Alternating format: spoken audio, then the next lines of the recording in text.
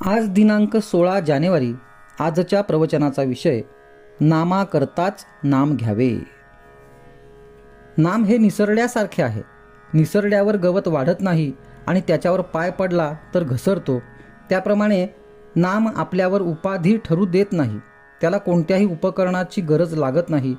रोगी निरोगी, विद्वान अडाणी, श्रीमंत गरीब, लहान थोर, स्त्री पुरुष, जात गोत यांपैकी कोणतीही गोष्ट असली तरी अडत नाही, नसली तरीही अडत नाही.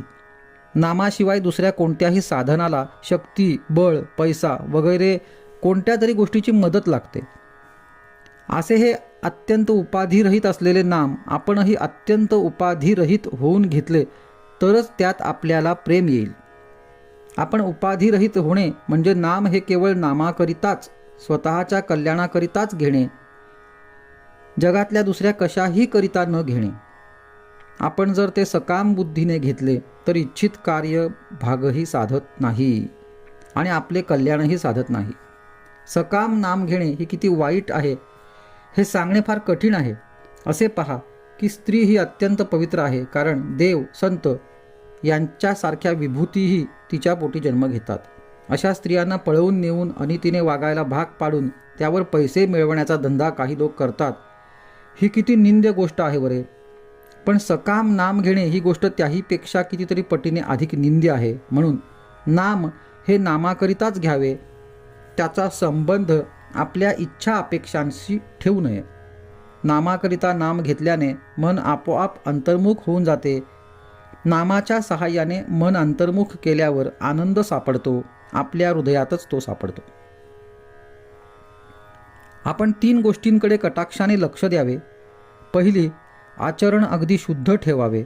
दुसरे, नामाला कधीही सोडू नये. आणि तिसरे, माझा सांभाळ करणारा कुणीतरी म्हणजे सद्गुरू आहे ही जाणीव जागृती ठेवावी. प्रत्येक माणसाला कशाची तरी विशेष आवड असते. त्या आवडीमध्ये राहावे आणि त्यात जबरीने नाम घ्यावे. आत्मज्ञान व्हावे म्हणून त्याच्या मागे लागले तर ते लवकर होत नाही. भगवंताकडे लक्ष लागले म्हणजे ते आपोआप होते. भगवंताचे नाम घेणे हे ज्ञान होण्याचेच लक्षण आहे. उत्तम वस्तू नेहमी थोडीच असते. श्रीखंडामध्ये चक्का आणि साखर कितीतरी असते, पण केशर किती थोडे घालावे लागते. तसे भगवंताच्या नामाचे आहे. रोज थोडे पण अगदी मनापासून आणि मोबदल्याची अपेक्षा न करता नाम घ्यावे. ते फार काम करील. आजचा सुविचार. पाणी हे जसे शरीराचे जीवन आहे तसे नाम हे मनाचे जीवन आहे.